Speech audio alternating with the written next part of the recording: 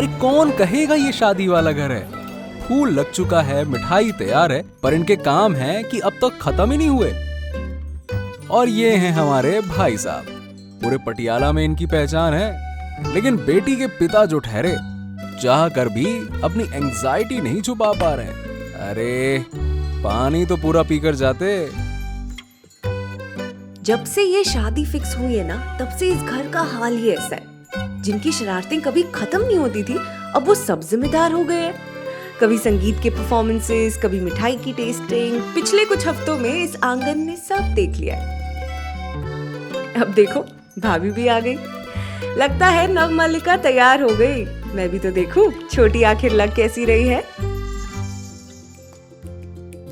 हाय, मैं वारी जावा थू थू थू थू थू, बिल्कुल अपनी माँ पर गई है। मानो विरासत में सिर्फ माँ की शादी का हार ही नहीं, उनका नूर भी मिला हो जैसे।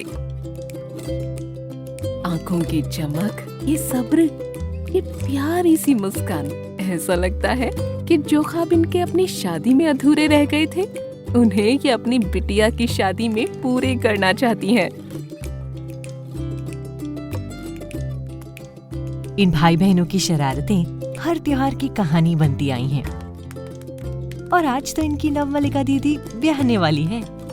ये हल्दी किसी होली से कम नहीं होने वाली।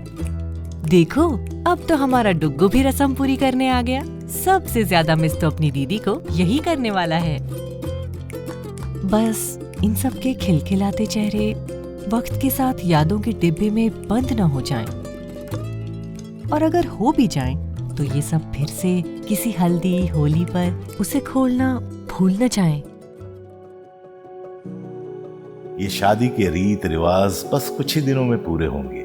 कुछ फेरे, कई वादे लिए तुम हमसे दूर चली जाओगी, पर तुम्हें इस रिश्ते को समझने में, संवारने में वक्त लगेगा। जैसे पीतल के बर्तन बनाने में लगता है। ये बर्तन एक पीढ़ी से दूसरी पीढ़ी तक साथ रहने की, साथ देने की सीख देता है। बस इसीलिए मैं तुम्हें ये तोहफा देना चाहता हूं, क्योंकि रिश्ता और तोहफा दोनों ऐसा होना चाहिए जो जिंदगी भर तुम्हारे साथ रहे और तुम्हें अपनापन देकर तुम्हारी जिंदगी का सबसे कीमती हिस्सा बन जाए।